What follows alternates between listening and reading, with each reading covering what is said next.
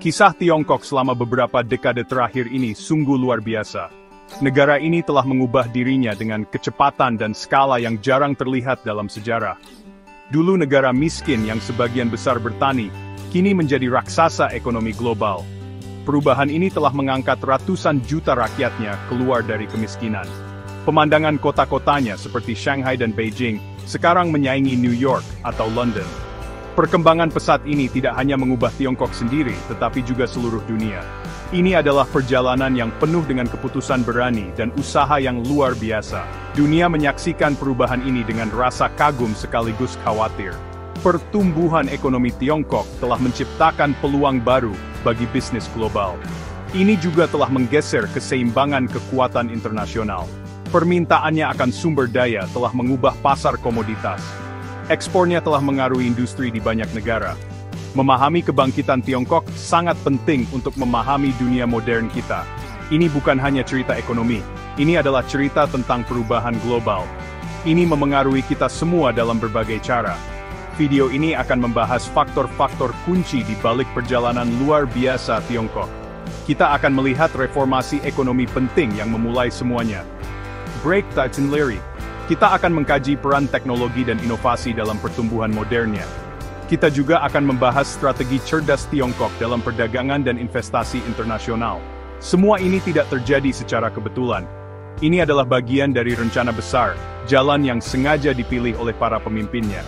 Rahasia kesuksesannya ada pada keputusan-keputusan ini. Perjalanannya memang rumit.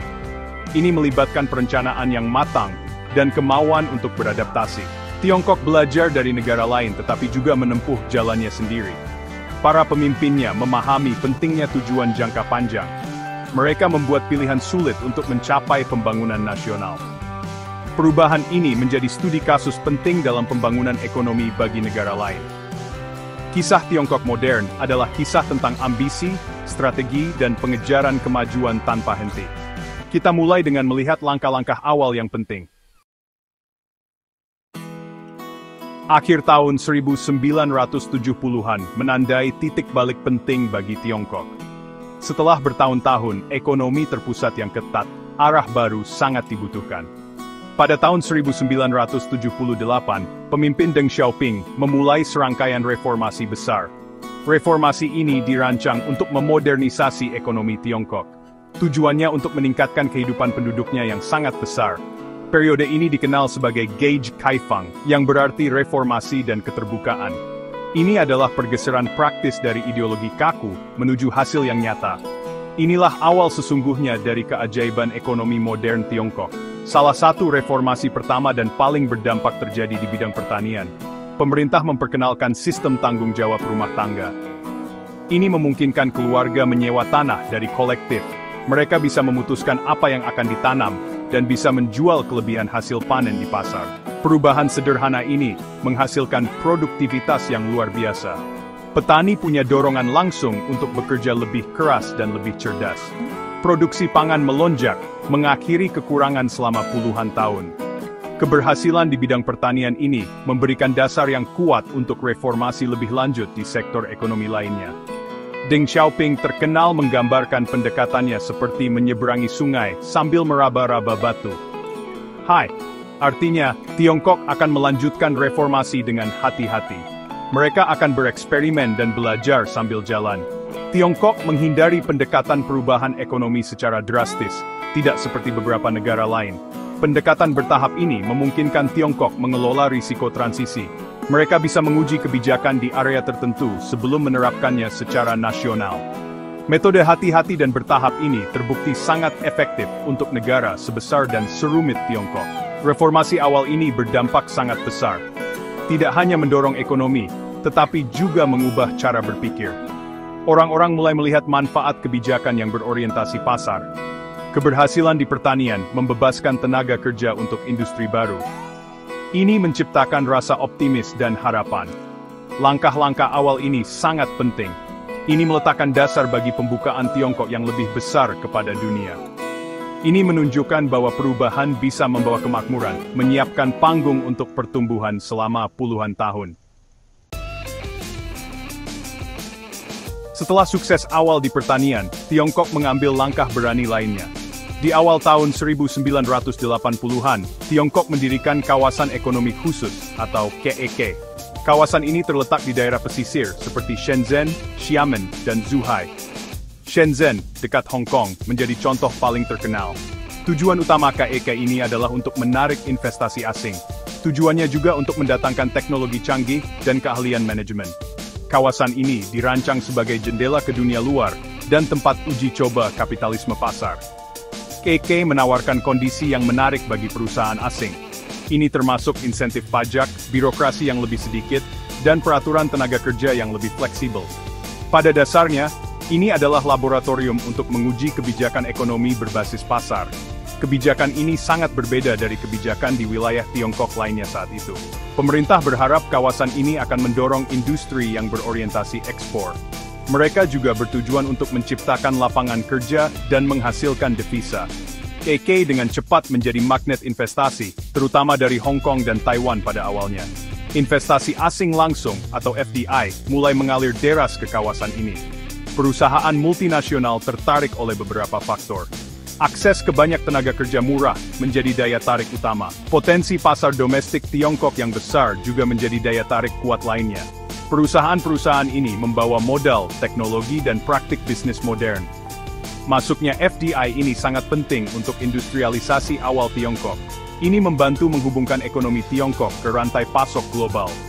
KEK bertindak sebagai mesin pertumbuhan yang kuat. Keberhasilan kawasan ekonomi khusus tidak dapat disangkal. Kawasan ini mengubah desa nelayan yang sepi menjadi kota modern yang ramai dalam beberapa tahun. Mereka menciptakan jutaan lapangan kerja baru bagi pekerja Tiongkok. Mereka secara signifikan meningkatkan ekspor dan pertumbuhan ekonomi Tiongkok. Pelajaran yang didapat di KEK secara bertahap diterapkan ke bagian lain negara itu. Strategi membuka area tertentu terlebih dahulu, lalu memperluas, adalah kunci transisi Tiongkok yang terkelola. KEK adalah langkah cerdas, mempercepat integrasi Tiongkok ke dalam ekonomi global. Seiring masuknya investasi asing, Tiongkok dengan cepat mengembangkan sektor manufakturnya. Tiongkok dengan cepat mendapat julukan pabrik dunia. Ini karena kemampuannya memproduksi berbagai macam barang. Barang-barang ini diproduksi secara efisien dan dengan biaya rendah. Awalnya, Tiongkok fokus pada produk padat karya. Ini termasuk tekstil, mainan, dan elektronik sederhana. Seiring waktu, Tiongkok naik tingkat dalam rantai nilai. Break time blow po dua nilai. Mulai memproduksi barang yang lebih canggih, seperti mesin dan peralatan telekomunikasi. Ledakan manufaktur ini adalah pendorong utama keajaiban ekonominya. Beberapa faktor berkontribusi pada dominasi manufaktur Tiongkok. Tenaga kerja yang besar, disiplin, dan relatif murah adalah keuntungan utama. Pemerintah melakukan investasi besar-besaran dalam infrastruktur. Ini termasuk membangun pelabuhan modern, jalan raya, dan pembangkit listrik. Investasi ini memudahkan produksi barang dan ekspornya. Perusahaan Tiongkok juga menjadi sangat ahli dalam mengelola produksi skala besar. Mereka mengembangkan rantai pasok yang efisien dan kawasan industri, di mana bisnis terkait berlokasi berdekatan. Ekosistem ini sulit ditiru di tempat lain. Proses industrialisasi mengubah masyarakat Tiongkok. Jutaan orang pindah dari desa ke kota untuk bekerja di pabrik. Migrasi ini mendorong urbanisasi dan menciptakan kelas pekerja baru. Meskipun kondisinya terkadang sulit, pekerjaan ini menawarkan penghasilan yang lebih baik. Mereka memberikan jalan keluar dari kemiskinan di pedesaan bagi banyak keluarga. Skala transformasi industri ini belum pernah terjadi sebelumnya. Ini melibatkan pembangunan seluruh kota baru dan kawasan industri. Ini adalah periode pembangunan dan pengembangan yang intens. Ledakan manufaktur ini berdampak besar pada ekonomi Tiongkok. Ini menghasilkan pendapatan ekspor yang sangat besar, yang digunakan Tiongkok untuk investasi lebih lanjut. Ini membantu mengangkat ratusan juta warga Tiongkok keluar dari kemiskinan. Ini membuat berbagai macam barang konsumsi terjangkau bagi orang di seluruh dunia. Namun, industrialisasi yang cepat ini juga membawa tantangan. Ini termasuk polusi lingkungan dan menipisnya sumber daya. Pemerintah kemudian mulai menangani masalah ini dengan lebih serius. Tapi mesin manufaktur telah mendorong kebangkitan Tiongkok. Bagian 5. Melompat maju, teknologi dan dorongan untuk inovasi. Selama bertahun-tahun, Tiongkok dikenal karena meniru teknologi, bukan menciptakannya. Namun, gambaran itu telah berubah drastis. Tiongkok telah melakukan perubahan strategis untuk menjadi pemimpin dalam teknologi dan inovasi. Pemerintah menyadari bahwa pertumbuhan di masa depan bergantung pada peningkatan dalam rantai nilai. Pemerintah meluncurkan rencana nasional yang ambisius, seperti Made in China 2025. Rencana ini bertujuan menjadikan Tiongkok kekuatan dominan di industri teknologi tinggi. Industri ini termasuk robotika, kecerdasan buatan, dan kendaraan energi baru. Dorongan strategis ini telah memunculkan raksasa teknologi Tiongkok. Perusahaan seperti Alibaba, Tencent, Baidu, dan Huawei kini menjadi nama global. Alibaba dan Tencent mendominasi e-commerce dan media sosial di Tiongkok. Mereka juga pemain utama dalam pembayaran digital dan komputasi awan. Huawei telah menjadi pemasok peralatan telekomunikasi global terkemuka, meskipun menghadapi sorotan internasional. Perusahaan-perusahaan ini berinvestasi besar-besaran dalam penelitian dan pengembangan. Mereka mendorong inovasi di banyak bidang, menantang perusahaan teknologi barat yang sudah mapan. Tiongkok sekarang menghabiskan banyak uang untuk penelitian dan pengembangan, atau R&D. Pengeluaran R&D-nya hanya kalah dari Amerika Serikat. Jumlah paten yang diajukan oleh perusahaan Tiongkok telah meroket. Negara ini membuat kemajuan signifikan di bidang-bidang mutakhir. Ini termasuk kecerdasan buatan, atau AI, teknologi seluler 5G, komputasi kuantum, dan bioteknologi. Universitas-universitas Tiongkok juga menghasilkan semakin banyak lulusan sains dan teknik.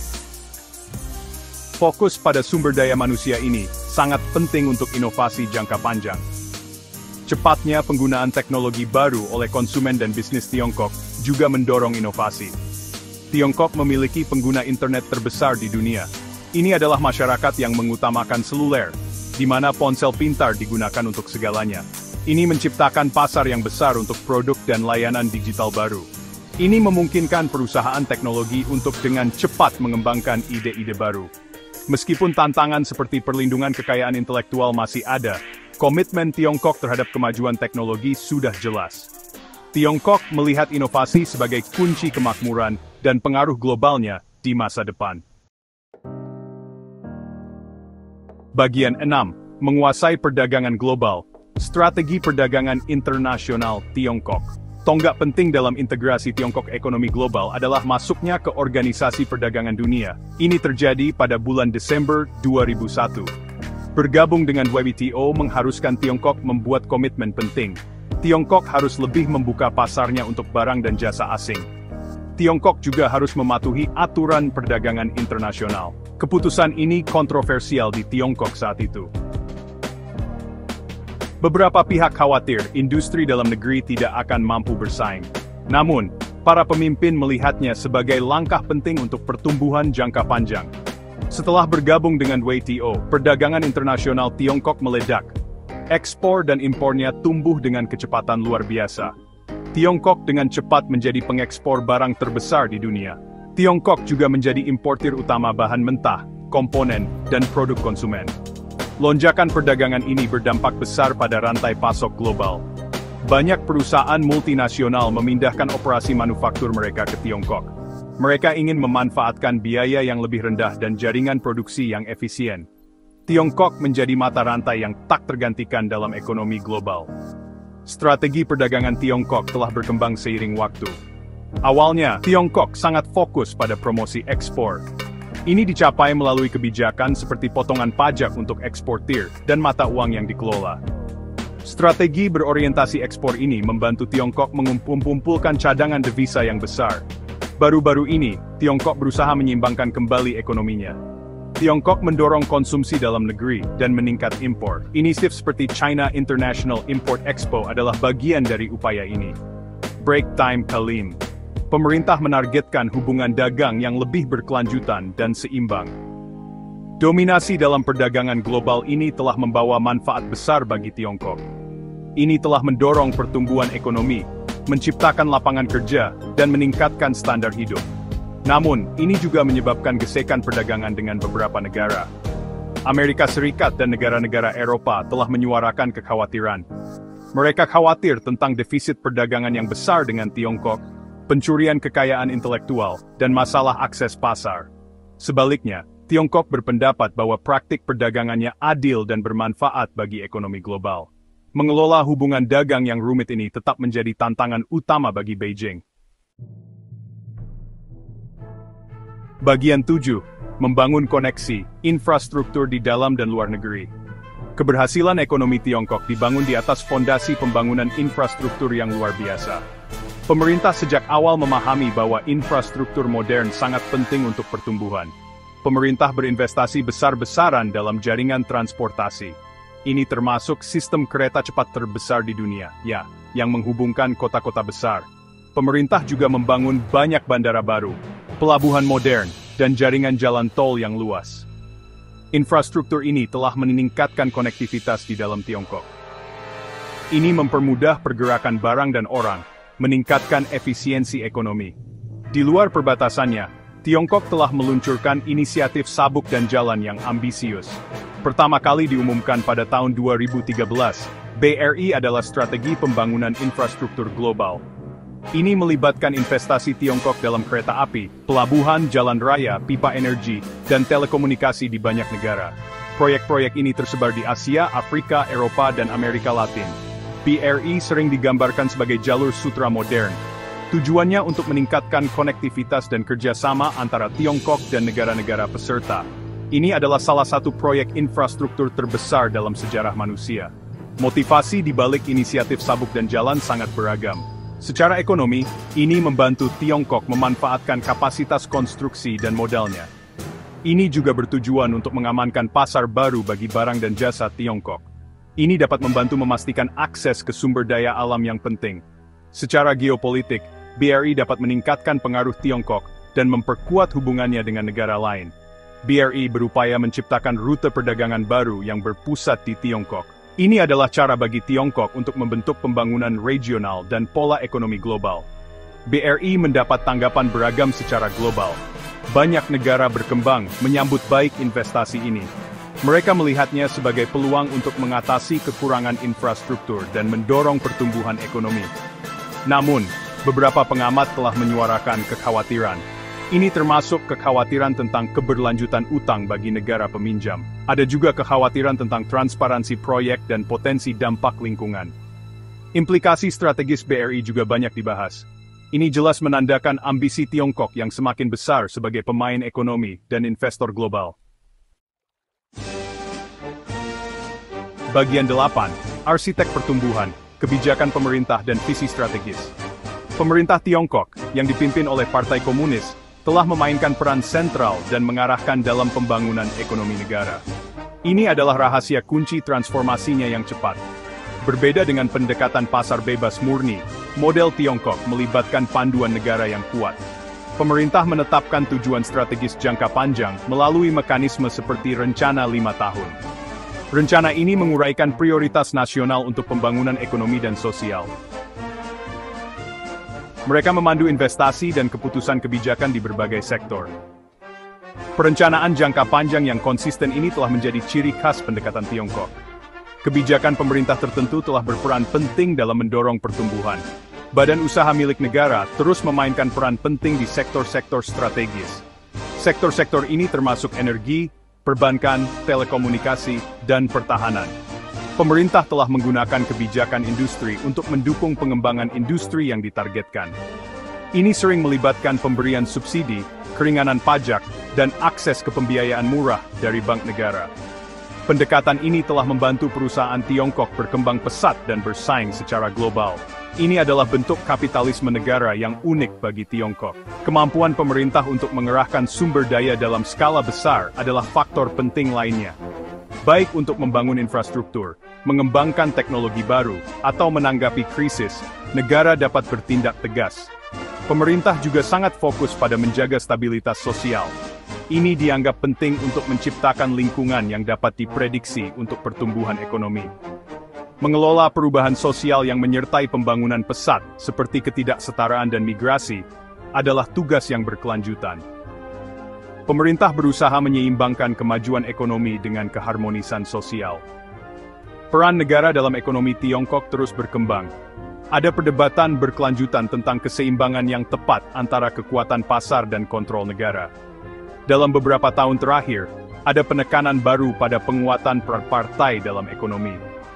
Pada saat yang sama, Tiongkok menyadari perlunya reformasi berkelanjutan untuk mengatasi tantangan baru. Tantangan ini termasuk populasi yang menua, keberlanjutan lingkungan, dan transisi ke model pertumbuhan yang lebih didorong oleh konsumsi. Tangan pemandu pemerintah akan tetap penting saat Tiongkok menapaki jalannya di masa depan. Bagian 9, Jalan ke Depan, Ambisi dan Pengaruh Global Tiongkok di tahun 2025. Saat kita berada di pertengahan tahun 2025, pencapaian Tiongkok tidak dapat disangkal. Tiongkok telah bangkit dari kemiskinan menjadi ekonomi terbesar kedua di dunia.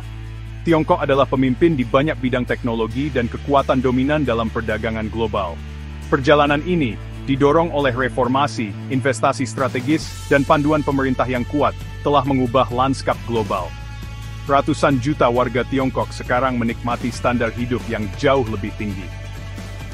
Bangsa ini telah mendapatkan kembali posisinya yang menonjol di dunia, memenuhi cita-cita lama. Transformasi ini adalah kisah yang menentukan di era kita. Namun, Tiongkok menghadapi tantangan signifikan seiring langkahnya ke depan. Populasinya menua dengan cepat, yang dapat membebani layanan sosial dan pasokan tenaga kerja. Tekanan lingkungan, seperti polusi dan kelangkaan air, tetap menjadi perhatian serius meskipun ada upaya untuk mengatasinya. Kesenjangan ekonomi regional masih ada antara daerah pesisir yang kaya dan daerah pedalaman yang kurang berkembang. Negara ini juga perlu melanjutkan reformasi struktural untuk memastikan pertumbuhan jangka panjang yang berkelanjutan. Mengelola lingkungan internasional yang semakin kompleks dan terkadang tegang adalah tugas besar lainnya bagi para pemimpinnya. Ambisi Tiongkok untuk masa depan sudah jelas. Pemerintah bertujuan untuk mencapai apa yang disebutnya kemakmuran bersama.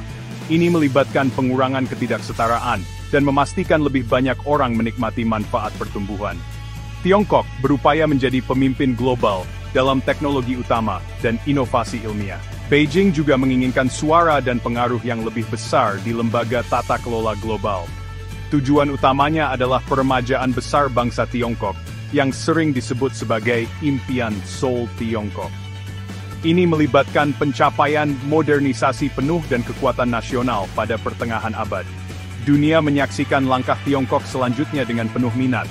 Keputusannya akan terus berdampak besar pada ekonomi global, hubungan internasional, dan perkembangan teknologi. Apakah Tiongkok dapat berhasil mengelola tantangan domestiknya dan peran globalnya yang terus berkembang akan membentuk abad ke-21? Perjalanannya masih jauh dari selesai. Rahasia kesuksesan masa lalunya, kemampuan beradaptasi, visi jangka panjang, dan pelaksanaan yang gigih akan sangat penting untuk masa depannya. Kisah Tiongkok tetap menjadi salah satu yang paling penting untuk diikuti di tahun-tahun mendatang.